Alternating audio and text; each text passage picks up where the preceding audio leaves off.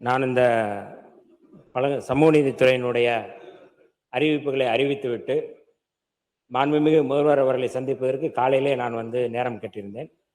உங்களிடமும் நான் அனுமதி கேட்டுவிட்டு தான் நான் மாண்புமிகு முதல்வர் அவர்களை சந்தித்து ஏற்கனவே நான் சொல்லிட்டேன். அனுமதி கேட்டார்கள், 3 பேர் அனுமதி கொடுத்து வந்து இதுக்கு ஏதோ வெளியில போயிட்டேன், பொறுப்பு இல்லாமல் இருப்பது போன்று ஒரு செய்தியை சொன்னார்கள். அப்படி என்னுடைய சகோதரர் மரியாதைக்குரிய ராஜா அவர்கள் பேசும்பொழுது ஆதி திராவிட மக்களுக்கு அல்லது தலித்துகளுக்கு என்னென்ன செய்தது அவர் சொல்லியிருக்கிறார், அவர் ஆட்சி காலத்தில் என்னென்ன செய்திருக்கிறார்கள் என்று சொன்னார்கள். அது நான் அதை மறுக்கவில்லை. நான் அவர் ஏன் அப்படி சொன்னாரு, என்ன ஆதாரம்னா நான் கேட்கல, அது சொல்லவும் இல்லை. ஆனால் வெள்ளிக்கிழமை பேசும்பொழுது மாண்புமிகு முன்னாள் உயர்கல்வித்துறை அமைச்சர் அவர்களாக இருக்கட்டும் அல்லது அதிமுகவுடைய முன்னாள் உயர்கல்வித்துறை அமைச்சராக இருக்கட்டும், அவர்கள் பேசும் பொழுது தலித்தை நாங்கள் பொது தொகுதியிலே கோயம்புத்தூரில் நிறுத்தினோம் என்று அவர் சொன்னார். அதிமுகவுடைய முன்னாள் உயர்கல்வித்துறை அமைச்சர் பேசும்பொழுது நாங்கள் திருச்சியிலே நிறுத்தினோம், தலித் எழில்மலையை நிறுத்தினோம் என்று அவர்கள் சொன்னார்கள். நான் இந்த அவையிலே கேட்க வேண்டிய கேள்வி என்பது, நீங்கள் இந்த நிறுத்துவது என்பது கோட்பாட்டு அடிப்படையில் பேசுகிறீர்களா அல்லது பச்சாதாபத்தின் அடிப்படையில பரிதாபத்தின் அடிப்படையில் இதை சொல்கிறீர்களா? நான் சொல்றேன், நான் சொல்றேன். தயவு செய்து இருங்க பேசுறேன். நினைக்காதீங்க, உட்காருங்க. சார் அமைதியா பாருங்க, எல்லாருக்கும் உட்காருங்க. மாணவ உறுப்பினர் மாணவர் சி வி சண்முகம் உட்காருங்க. உட்காருங்க. நீங்க பேசுங்க, பேசி முடிக்கிட்டுங்க, பேசி முடிங்க. பேசுங்க. பச்சாதாபம் பரிதாபம் அடிப்படையில் தலித்துகளை ஆதி திராவிடவர்களை நீங்க பார்ப்பதாகத்தான் நான் பார்க்கிறேன். ஒன்று. இரண்டாவது செய்தி நான் சொல்றேன், நான் சொல்லி முடிக்கிறேன். இரண்டாவது செய்தி சொல்றேன். இல்ல உண்மையாவே பேசி முடிக்கிட்டுங்க. அது இல்ல, ஏன் இவ்வளவு பதட்டப்படுற? நான் ஒண்ணுமே கேட்கல, இப்பதான் ஆரம்பிக்கிறேன். நான் இதுதான் நீங்க தலித்துகளை நீங்கள் இல்ல தலித்துகளை பேச விடாமல் இதுதான் நீங்க செய்யற காரியமா? நான் கேட்கிறேன். நான் முழுமையாக பேசுவதற்கு எங்களுக்கு அனுமதி கொடுங்கள். நான் முழுமையா பேசணும்.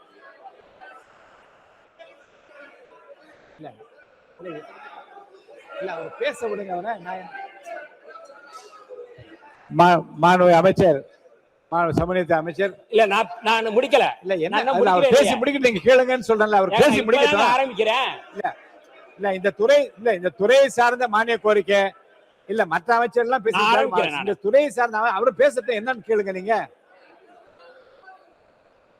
மறுங்க.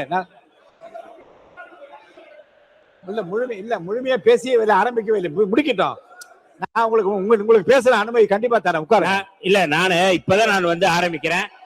தயவு செய்து என்னுடைய குரலையும் இந்த அவையில இருக்கணும்னு நான் விரும்புறேன். நான் இதற்கு முன்பு நான் பேசிய பேச்சுக்கள் வேறு. இந்த துறை சார்பாக நான் பதில் சொல்ல வேண்டியது ஒட்டுமொத்த சமூகத்தினுடைய குறைகளை அல்லது கேள்விகளை நான் கேட்க வேண்டிய தேவை இருக்கு.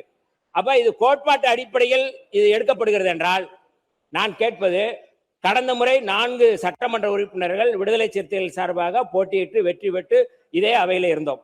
உண்மையாவே கோட்பாட்டு அடிப்படையில் செயல்படுகிறது என்றால் 2 சட்டமன்ற உறுப்பினர்கள் தான் நாங்கள் இருக்கின்றோம்.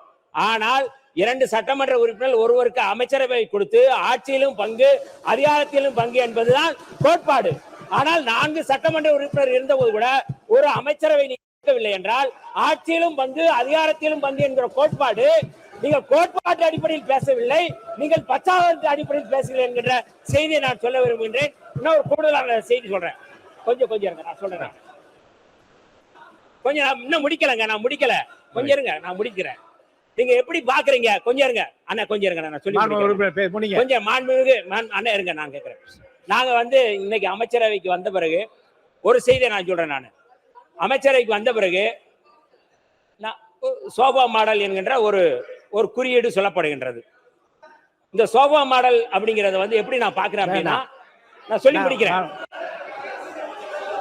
சொல்லி முடிக்கிறேங்க.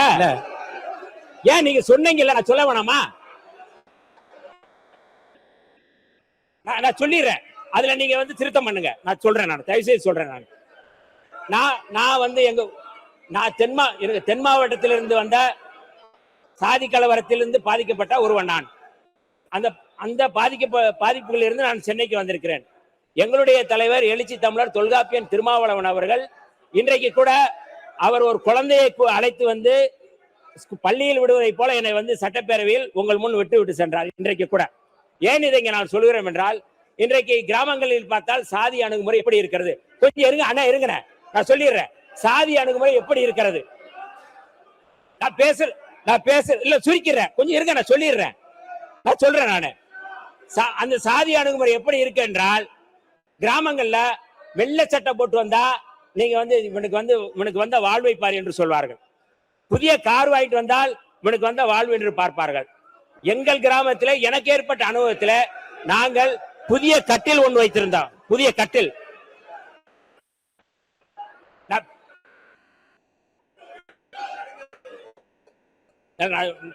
நான் எனக்கு பேசுவதற்கு அனுமதி கொடுக்கணும். நான் என்ன சொல்ல வந்து கோட்பாட்டு அடிப்படையில் நான் பேசுறேன். யாரையும் நான் தனிப்பட்ட முறையில் பேசல. தயவு செய்து திமுக உறுப்பினர்கள், நான் வந்து கோட்பாட்டு அடிப்படையில் பேசல, தனிநபர் அடிப்படையில் பேசல. ஆனால் அவங்க தனிநபர் அடிப்படையில் பேசுறாங்க. நான் சொல்றேன், பதில் சொல்றேன். அப்ப நீங்க எந்த அடிப்படையில் பேசுறீங்க? நீங்க இல்ல வேற கருத்துக்களை இல்ல. ஆனா கொஞ்சம் முடிங்க, இதோட முடிங்க. நான் முடிக்கிறேன். உயர்கல்வித்துறை அமைச்சர் உட்காருங்க. உயர்கல்வி அமைச்சர் உட்காருங்க. நீங்க இல்ல உயர்கல்வி நீங்க உட்காருங்க. உயர்கல்வித்துறை அமைச்சர் உட்காருங்க. நீங்க உட்காருங்க. உயர்கல்வித்துறை அமைச்சர் உட்காருங்க. முடிங்க. உட்காருங்க. நீங்க உட்காருங்க. நான் பேசுவதற்கு எனக்கு அனுமதி கொடுங்க. தயவு செய்து நான் முடிக்கிறேன். முடிக்கிறேன். இல்ல நான் என்ன கேக்குறேன், பதிலுரை வேறு இருக்கிறது. இருங்க. இல்ல இதை ஒட்டி நீங்க கருத்துக்கள் நிறைய சொல்லிவிட்டீர்கள். உங்களுக்கு பதில் உரை வேறு இருக்கிறது. இருங்க. இப்ப நீங்கள் பேசிய கருத்துக்களை ஒட்டி நீங்க பேச போறீங்களா? மாண்புமிகு நான் சொல்லி முடிச்சிடறேன். நான் பேசி முடித்த வரை அவர்களுக்கு அனுமதி கொடுங்க. நான் பேசி முடிக்கிறேன். அவங்க பதில் சொல்ல நான் சொல்றேன். நான் அதற்கான பதில மட்டும், நான் எந்த பின்னணியில் இதை சொல்றேன்னு மட்டும் நாங்க தயவு செய்து நீங்க புரிஞ்சுக்கணும். சுருக்கமா நான் சொல்றேன். அமைதி காக்க சொல்லுங்க. முடிங்க.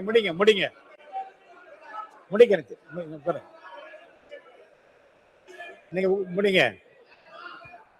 மாண்புமிகு சமூகத்துறை அமைச்சர் முடிங்க. மாண்புமிகு பேரவைத் தலைவர் அவர்களே, நான் இதை ஏன் சொல்கிறேன் என்றால், கிராமத்துல வந்து சாதி பின்புலத்தில் அல்லது சாதி ஆதிக்கத்தில், பண்ணை ஆதிக்கத்தில் பல செயல்பாடுகள் இருக்கின்றன.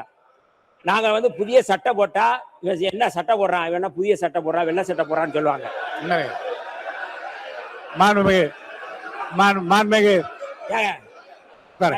என்ன சொல்ல வரேங்கிறதா தெரிய வேணாமா? மாண்புமிகு கொஞ்சம் உட்காருங்க. மாண்புமிகு முடிச்சிடலாம்.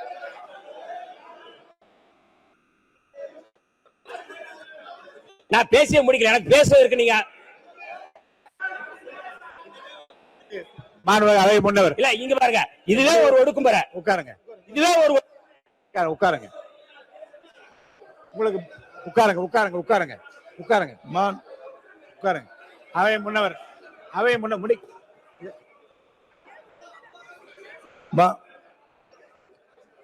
மாண்பு பேரவைத் தலைவர் அவர்களே, முன்னவர் பிடிங்க. உட்காருங்க. மாண்பு சமூகத்துறை உட்காருங்க.